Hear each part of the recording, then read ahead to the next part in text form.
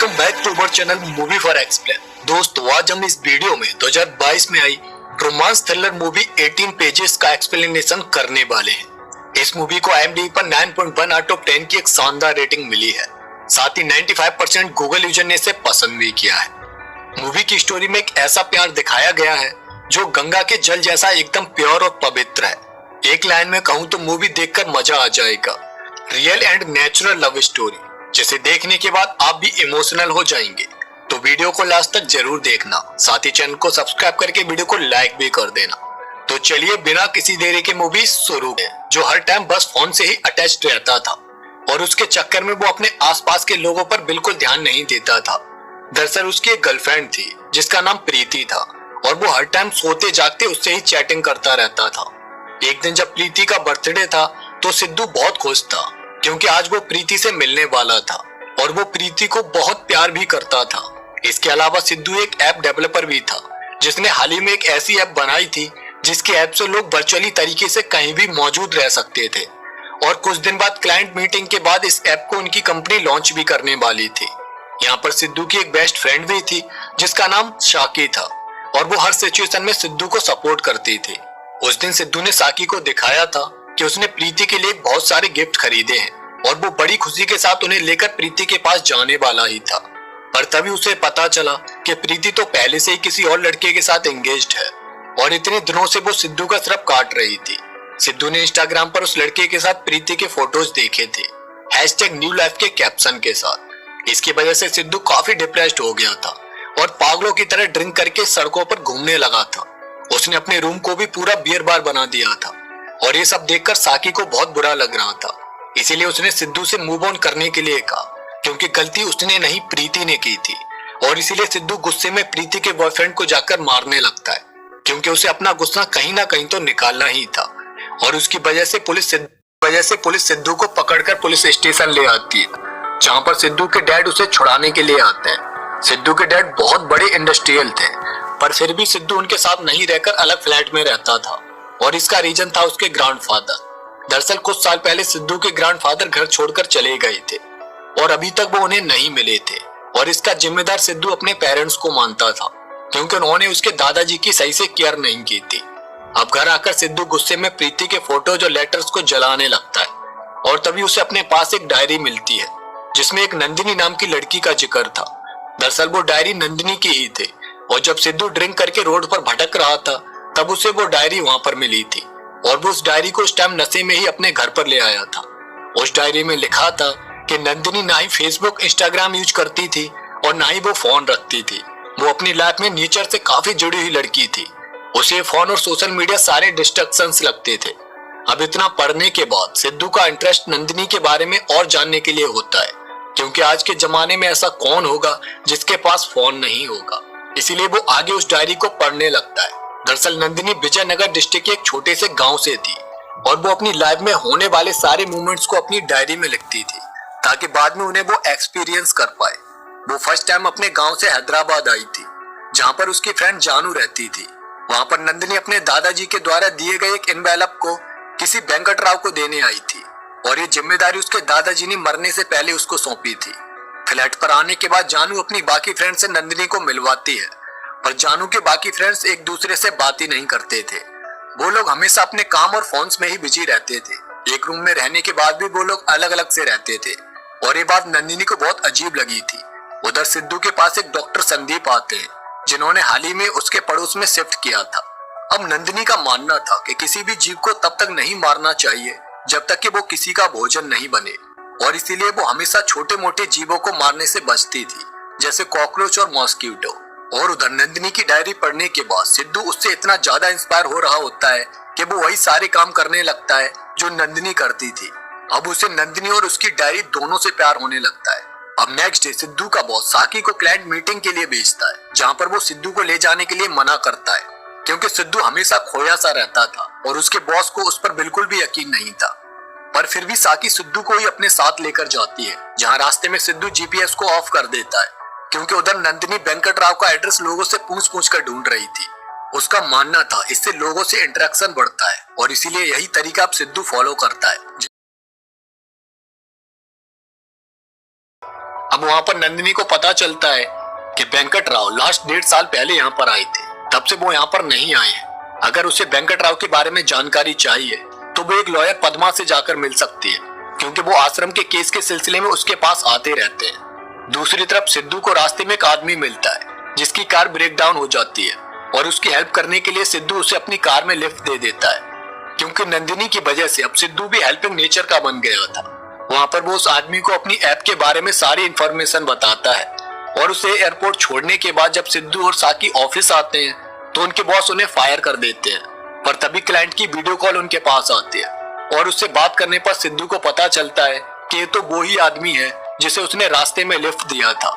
उसे सिद्धू की ऐप बहुत पसंद आती है और वो उस प्रोजेक्ट के लिए हाँ कर देता है। इससे वहाँ पर खड़े सारे लोग बहुत खुश होते हैं और अब सिद्धू के दिल में नंदिनी के लिए और ज्यादा प्यार और रेस्पेक्ट बढ़ जाती है। और आगे उसे पता चलता है कि एक दिन नंदिनी जब फ्लैट पर आई थी तो उसकी फ्रेंड जानू रो रही थी क्योंकि उसके बॉयफ्रेंड ने उसे चीट किया था। तब नंदिनी ने उसे समझाया था कि वो उससे सच्चा वाला प्यार नहीं करता था, अगर करता होता तो वो किसी और की तरफ अट्रैक्ट ही नहीं होता। It's a attraction not a love. इसीलिए वो भी उसे माफ कर दे और भूल जाए। और अब ये सब पढ़ने के बाद सिद्धू को रियल लव के बारे में समझ आता है और इसीलिए वो प्रीति के पास आता है और उससे और उसके बॉयफ्रेंड से माफी मांगता है और उसे हमेशा खुश रहने की दुआ देकर चला जाता है। अब नंदिनी अपनी बातों और एक्शन से जानू की सारी फ्रेंड्स को एक कर देती है और अब वो मिलकर अपनी लाइफ एंजॉय करने लगते हैं। और उधर सिद्धू भी नंदिनी की तरह अपनी लाइफ को खुलकर एंजॉय कर रहा होता है। उसने अब मोबाइल रखना भी बंद कर दिया होता है। एक दिन नंदिनी ने रोड पर एक बच्चे की हेल्प की थी और उसे अपने सारे पैसे दे दिए थे, जिसकी वजह से उसके पास टिकट लेने के लिए भी पैसे नहीं थे। तब कंडक्टर अंकल ने उसे अपने पैसे से टिकट दी थी और उसे थोड़े पैसे भी दिए थे और बाद में लौटाने के लिए बोल दिया था। उधर एक बूढ़े बाबा सड़क पर भीख मांग रहे होते हैं और जैसे ही सिद्धू उन्हें देखता है तो उसे पता चलता है कि ये तो उसके दादाजी हैं और इसीलिए सिद्धू उन्हें अपने साथ अपने घर ले आता है। वो थोड़ा मेंटली अनस्टेबल हो गए थे और तब सिद्धू अपने पेरेंट्स से कहता है कि वो उसके दादाजी का प्यार से ख्याल रख सकते हैं, तो वो उन्हें वहां पर छोड़कर जा रहा है, वरना वो उन्हें अपने पास ले जाएगा। पर उसके पेरेंट्स उनका अच्छे से ख्याल रखने का प्रॉमिस सिद्धू से करते हैं। उधर Nandini next day lawyer Padma से जाकर मिलती है और वहां से उसे पता चलता है कि मंडे को वेंकट राव उसके पास हियरिंग के लिए आते हैं, तब वो उसे एनवेलप दे सकती है। तभी नंदिनी देखती है कि एक कार मैकेनिक राशिद उसका पीछा कर रहा है और नंदिनी उसे बचते हुए वहां से भाग जाती है। अब उसकी वजह से नंदिनी बहुत परेशान हो जाती है और ये देखकर सिद्धू को बहुत बुरा लगता है। सिद्धू को नंदिनी से इतना ज्यादा प्यार हो गया था कि वो गर्मी में भी स्वेटर पहनकर घूम रहा था, क्योंकि उस टाइम पर नंदिनी के यहाँ पर ठंडी पड़ रही थी। वो नंदिनी के हर एक मूवमेंट और इमोशंस को खुद जीना चाहता था और उसको महसूस भी करना चाहता था। उसके बाद मंडे को नंदिनी ने वेंकट राव का कोर्ट के बाहर बहुत देर तक इंतजार किया, पर उसके इंतजार करने के बाद भी वहां पर वेंकट राव नहीं आए, तो वो वहां से जाने लगी। तभी वहां पर एक जॉनी नाम का आदमी आया और वो नंदिनी को ये कहकर अपने साथ ले गया कि वेंकट राव ने उसे बुलाया है। पर रास्ते में जॉनी की कार में 2 आदमी आकर बैठ गए जिनके पास नाइफ था। उन्होंने नंदिनी को किडनैप कर लिया था, पर रास्ते में उसे उस बच्चे ने देख लिया था जिसकी नंदिनी ने एक बार हेल्प की थी और इसीलिए वो बच्चा डॉक्टर संदीप को लेकर जॉनी के पास पहुंच गया और रास्ते में ही पुलिस की हेल्प से संदीप ने नंदिनी को बचा लिया था और इसकी वजह से नंदिनी और संदीप के बीच नजदीकियां बढ़ने लगी। और ये पढ़कर सिद्धू को बहुत बुरा लग रहा था, क्योंकि उसे लग रहा था कि नंदिनी ने संदीप से शादी कर ली होगी और इसीलिए वो अपने रूम में बैठकर रो रहा होता है। तभी उसके पास साकी आती है और उससे कहती है कि वो 1 साल पुरानी स्टोरी को पढ़ रहा है, तो हो सकता है कि नंदिनी ने शादी कर ली हो। और तभी सिद्धू को याद आता है कि उसके पड़ोस में जो डॉक्टर संदीप रहता है वो वही है जिसके साथ नंदिनी डेट कर रही थी और इसीलिए साकी के कहने पर सिद्धू संदीप के घर उसकी वाइफ को देखने आता है, पर वो वहां पर नहीं होती है क्योंकि कल उनकी एनिवर्सरी थी, इसलिए वो शॉपिंग करने गई थी।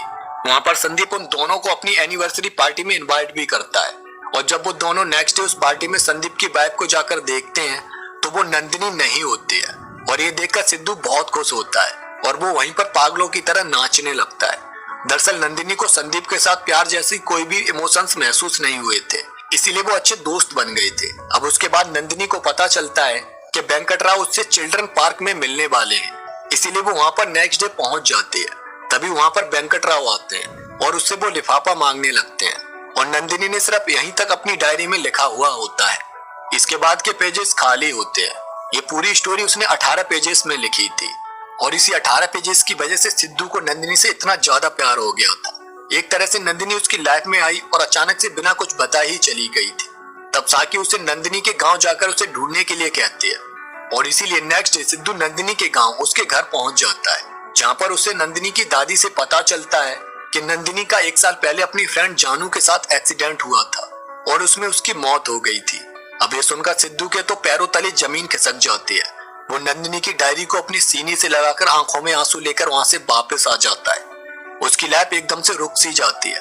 पर एक दिन वो अपने दादाजी को लोगों को भोजन खिलाते हुए देखता है और उनसे इसके बारे में पूछता है। तब वो सिद्धू को बताते हैं कि उसकी दादी की इच्छा थी जिसे वो आज पूरा कर रहे हैं। अगर मरने वाले पर्सन की इच्छाओं को हम पूरा कर सकें तो वो हमेशा हमारे पास जिंदा रहते हैं। और ये सुनकर अब सिद्धू नंदिनी की डायरी में लिखी हुई उसकी इच्छाओं को पूरा करने में लग जाता है, जिसमें वो अनाथ बच्चों के लिए खाने की बहुत सारी चीजें लेकर जाता है और सड़क पर घूमने वाले लड़के को स्कूल में एडमिशन दिलवा देता है। साथ ही आश्रम में रहने वाली कुछ ऐसी लड़कियां थीं जिनका फेस खराब हो गया था, इसीलिए सिद्धू उन सबकी सर्जरी करा देता है जिससे वो अब सुंदर दिखने लगते हैं। साथ ही नंदिनी के फ्लैट पर काम करने वाली लड़की को कॉलेज में एडमिशन भी दिलवाता है, जो कि पैसों की कमी की वजह से आगे नहीं पढ़ पाई थी। ये सारी विशेष नंदिनी पूरा करना चाहती थी, जो अब उसके लिए सिद्धू पूरी कर रहा था। वो बस कंडक्टर वाले अंकल को उनका 120 रुपया भी वापस कर देता है, जिसके बदले में कुछ दिन बाद उन अंकल का एक लेटर सिद्धू के पास आता है, जिस पर लिखा हुआ था कि उन्होंने 1 साल पहले नंदिनी को गवर्नमेंट हॉस्पिटल में आईसीयू में एडमिट देखा था। अब ये पढ़कर सिद्धू शॉक हो जाता है, क्योंकि नंदिनी की दादी ने उसे बताया था कि नंदिनी की मौत जेजे हॉस्पिटल में ले जाते हुए रास्ते में ही हो गई थी। और इसीलिए अब सिद्धू उन कंडक्टर अंकल से जाकर मिलता है और उनसे उसे पता चलता है कि नंदिनी आईसीयू में एडमिट थी और उसके ऑक्सीजन मास्क भी लगा हुआ था। अब इससे सिद्धू समझ जाता है कि नंदिनी उस टाइम पर जिंदा थी और उसे उम्मीद होती है कि अभी भी नंदिनी जिंदा ही होगी।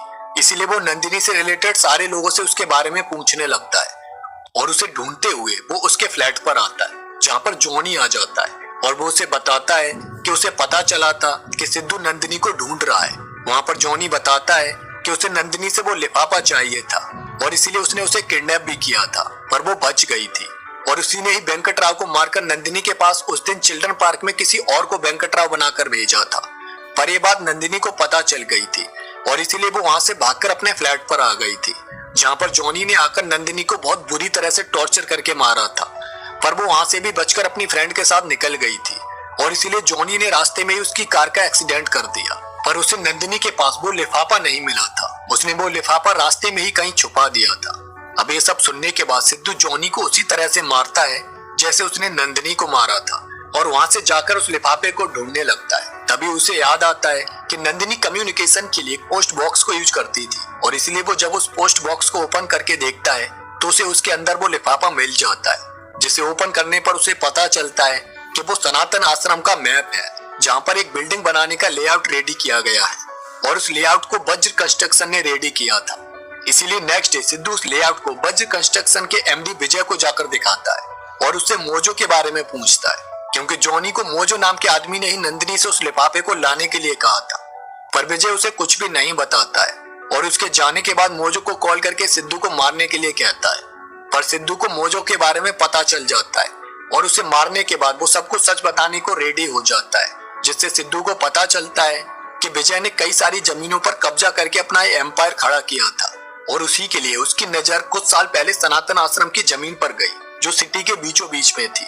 इसलिए उसने वहां के लेआउट को रेडी करके नंदिनी के दादाजी के पास भेजा, जो कि वास्तु के एक्सपर्ट थे, और उन्होंने विजय को बताया था कि इस लेआउट का वास्तु बिल्कुल ठीक है।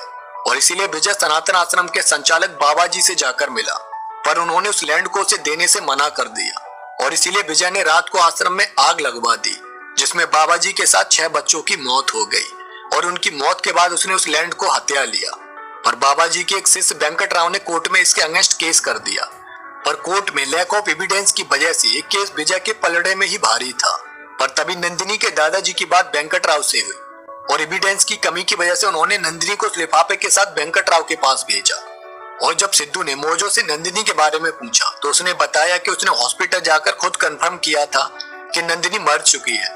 डॉक्टर ने उसका डेथ सर्टिफिकेट भी बनाकर दिया था और जब सिद्धू उस डेथ सर्टिफिकेट को देखता है तो उसे पता चलता है कि वो डेथ सर्टिफिकेट डॉक्टर संदीप ने बना कर दिया था।